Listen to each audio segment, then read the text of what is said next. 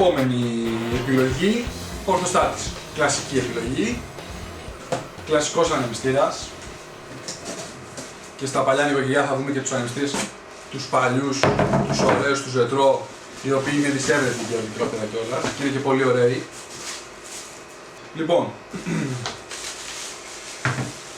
τι έχουμε εδώ, έχουμε τη βάση, το σωλήνα, το πλέγμα, τη φτερωτή και το σώμα που αποτελείται από το μοτέρ, τους διακόπτες.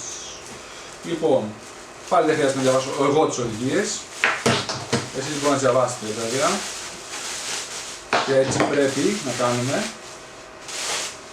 Λοιπόν, ωραία. Ξεκινήσουμε με τη βάση.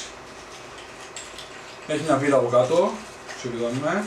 Η βάση αποτελείται από ένα βαρύ υλικό, είναι σαν πίσα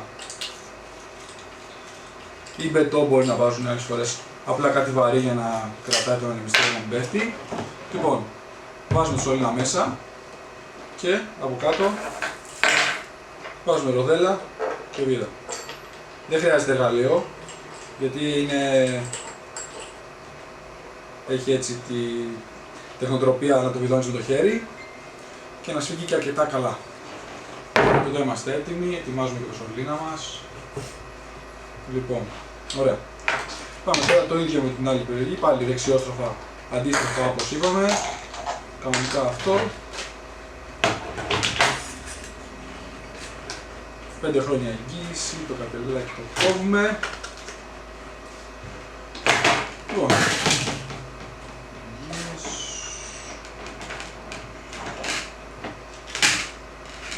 βάζουμε το πλέγμα πρώτα και το πλέγμα και αυτό έχει δύο εδώ πέρα εγκοπές που πάνε και μπαίνουν μέσα, το οποίο το κεντράει κιόλας.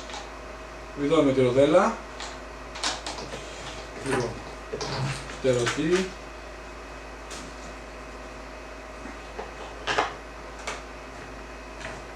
Τέλεια.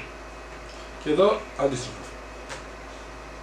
Και αυτό έχει μαλακό πλέγμα. Αλλά τελικά δεν είναι κακό γιατί δεν κάνει θόρυβο. Πίστευα ότι θα κάνει θόρυβο, αλλά δεν κάνει τελικά. Σχεδόν καθόλου.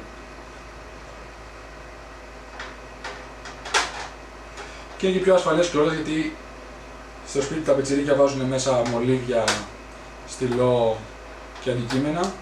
Οπότε δεν θα δημιουργήσει ατύχημα. Λοιπόν, και τι κάνουμε τώρα εδώ. Απλά στην ουσία, δεν ξέρω αν φαίνεται στο πλάνο, έχει βγει εκτός πλάνου ο ανεμιστήρας. Το βάζω μέσα και απλά σφίγγουμε πίσω αυτή εδώ τη βίδα.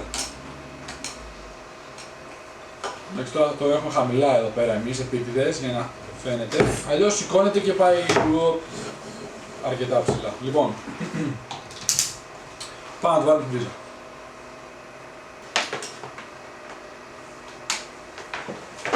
Εδώ αυτός, τους διακόπτους έχει περιστροφικά, έχει ένα περιστροφικό εδώ σκηνικό. Λοιπόν, πάμε να το βάλουμε στο ένα να δούμε πώς ακούγεται. Είναι πιο δυνατός από την άλλα, σε ένταση, πιο πολλά βατ και πιο μεγάλο σε διάμετρο, οπότε έχει μεγαλύτερο όγκο αέρα. Είναι λίγο πιο θορυβός από το προηγούμενο, αλλά σχετικά σε καλά επίπεδα. Πάμε να βάλουμε στο τέρμα τώρα, αρκετά δυνατά. Και ωραίο design έχει. Μαύρος, ωραίος, όμορφος. Αυτά.